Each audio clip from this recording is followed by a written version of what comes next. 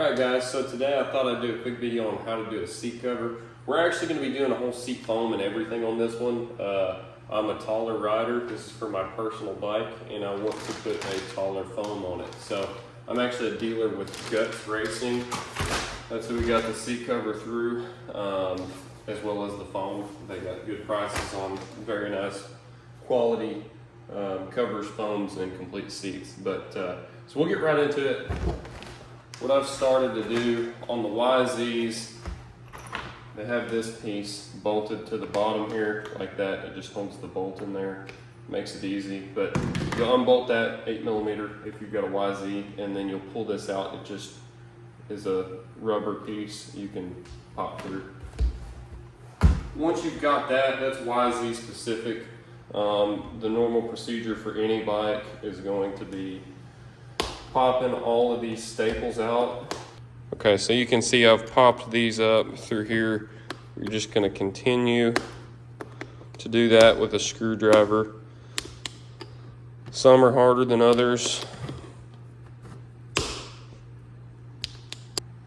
Alright, so once you've got a bunch of these up, you can just periodically, or you can do it at the end, however you prefer. Just take your pliers, pop these out. Sometimes these are loose enough that your screwdriver will take them out completely, but mine are not. This is a brand new bike for the most part, so they're really good and stuck in there. But just go along the seat doing this. Okay, so once you've got all your staples out, here's what you're gonna have. So you're gonna wanna go through these one by one and straighten them out with pliers so that you can reuse them. No, I'm totally kidding. No, just kidding. But this is what you're gonna have on your bike, depending on if it bolts on, something like that, or KTM's bolt up at the top here. You might have a little extra work pulling these staples out. This just keeps it nice and smooth here, so you have to staple that. But if you got an older bike that bolts from the sides, it's got mounts here, you're done at this point as far as pulling the cover off. I'm gonna go ahead and start to take this one off, and then we will pull the remaining few staples out of this right here. These are a little bit more tucked in, but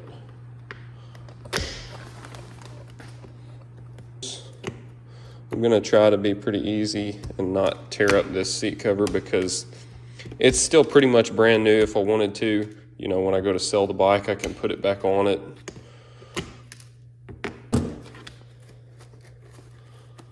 And then there's always the option that you can put, your new seat cover over your old one if that's what you want to do. That's pretty common as well. It's just a preference thing. So, okay, so now we've got our old cover off. We're ready to pull our old foam off. Now these are going to have some adhesive on them from the factory if it hasn't broken down on yours. Mine's, still good and sticky because it's basically new. But if you care anything about your old seat foam, you want to be kind of gentle doing this because a lot of times this will get stuck to the edge and you can rip your foam, and I don't want to do that. Okay, so now that we've got our old foam off, you can see all the adhesive here where they really went pretty crazy with it. But so now at this point you can do the same thing and put adhesive on it. Personally, I don't. I've never had any issues not doing it. It probably makes it a little bit easier just holding it together. But I don't have any, specific adhesive. And if you're not careful, not using the right type of glue or spray, then, you can damage the actual seat foam itself. Some of those glues are really harsh and can eat up the foam, so just be careful if you do that. So what you're going to do, a lot of people don't realize you have to start by going front to back. Okay, so this piece right here was sticking outside. I've pushed it all inside because it's going to have to go, getting stapled to the base of the seat or the bottom of the seat. So I'm not sure exactly how this is going to work. This The guts material is a really good material, therefore it is also pretty stiff. So we're gonna have to figure out that, but that should be the way to do it there. We'll go ahead and stretch this on the back. Obviously, again, if you have an older bike, you don't have to worry about that step. You just stretch it front to back. I just want to make sure that this is lined up as well. If you've got ridges and stuff, you want to make sure they are both even on each side. My foam is sticking up pretty thick up here, so this may not be absolutely perfect.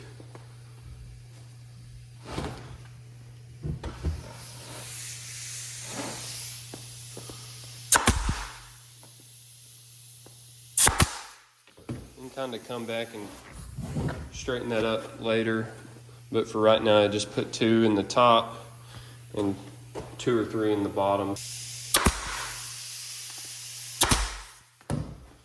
Same deal.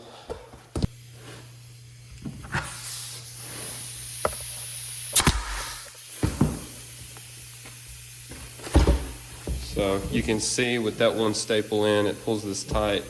It's starting to look better. Sorry, my fitting is leaking on my stapler.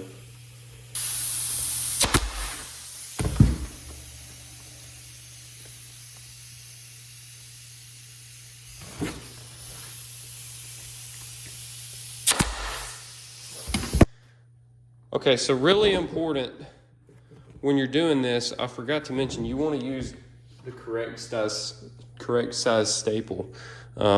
These are 1/4 inch is what I'm using. A lot of these newer seats, if you staple into here, the foams are pretty thin.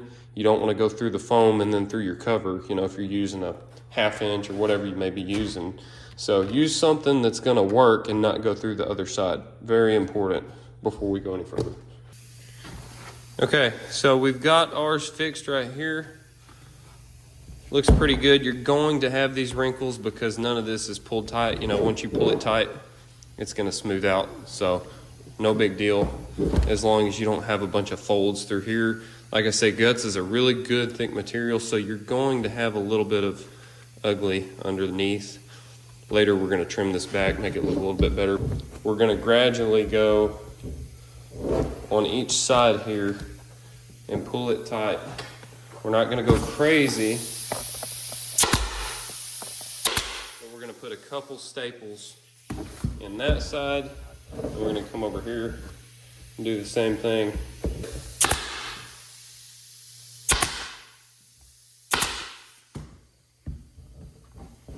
Okay, so you're seeing that this is pulling tight, it's starting to look a lot better. And you just want to keep repeating that, one side then the other side, and make sure you're keeping it even.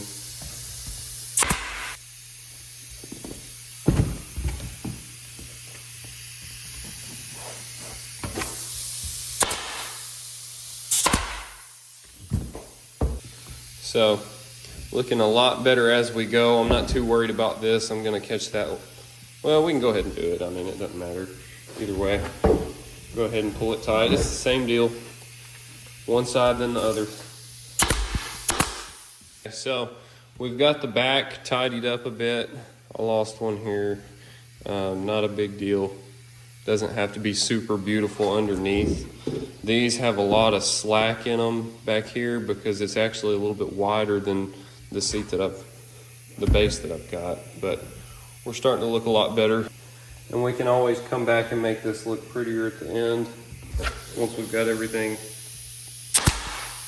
established. See, you're going to have spots where some spots are pulled tighter than others. You can see when they get wrinkles in them, so you just go back and fix it. Try to, you know, make it as good as possible when you do it the first time, but you can always go back.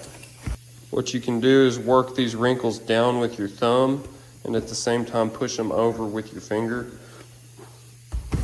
Again, you don't want to go crazy tight on one side before you do the other. So the YZ is going to be hard right here because they don't leave you any room between this base, this piece here. So Have to be kind of careful there. Again, we can push it down and roll it over with our fingers. Good and snug, not crazy tight.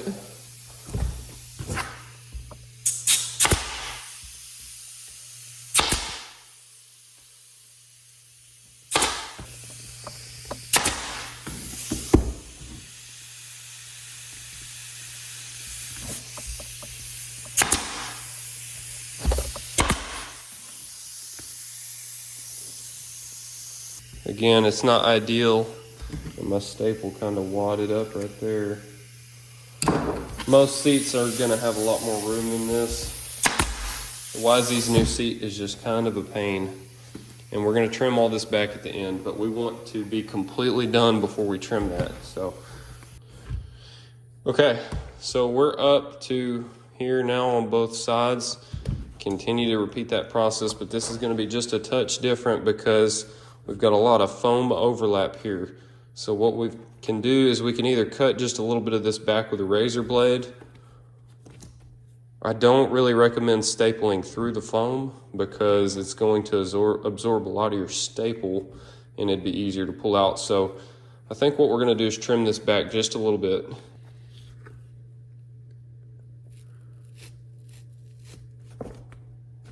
Okay, so that right there just cutting, you know, roughly 1/4 to 1/2 inch off in spots where you need it. You want it to still overlap the seat there, but at the same time, you need to have room for this. So don't cut too much off.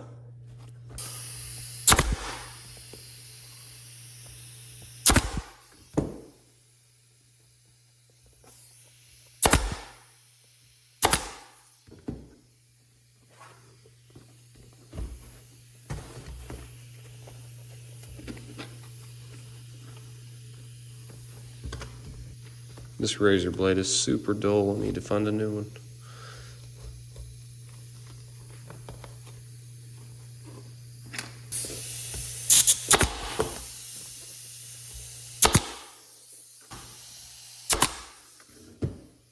Okay, and then just periodically flip it over. Make sure that it's looking good everywhere.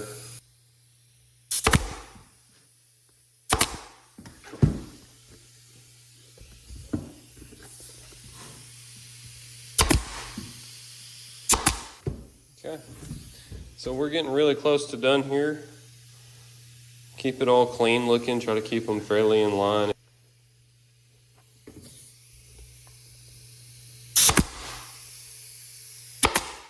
There we go, you can see it looks fairly decent.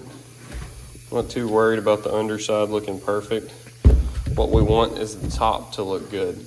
So you can see here, it's good and smooth. We don't have wrinkles in it. It's all pulled tight, but not too tight. And this part back here was pretty hard, so it looks good. Turned out all right. So now we're gonna just trim any of this excess back. You don't wanna cut too much off just in case you ever have to pull some staples and tug on it a little bit.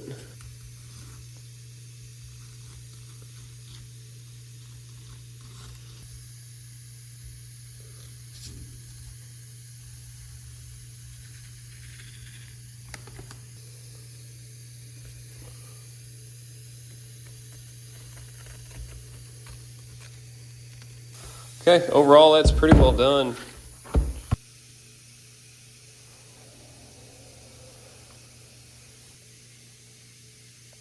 Okay, so here's the final product. Sometimes when you put these on here, if you've got a big tank especially, it will push the seat backwards a little bit. You might have some wrinkles through here that you can pull tighter. Just have to pull it off and do it again. In this case, we didn't really have that, but possible. So anyways, that's the finished product. We got our piece back on here. Should be all good. I may eventually tighten this a little bit. It's a touch loose, so. But other than that, looks good.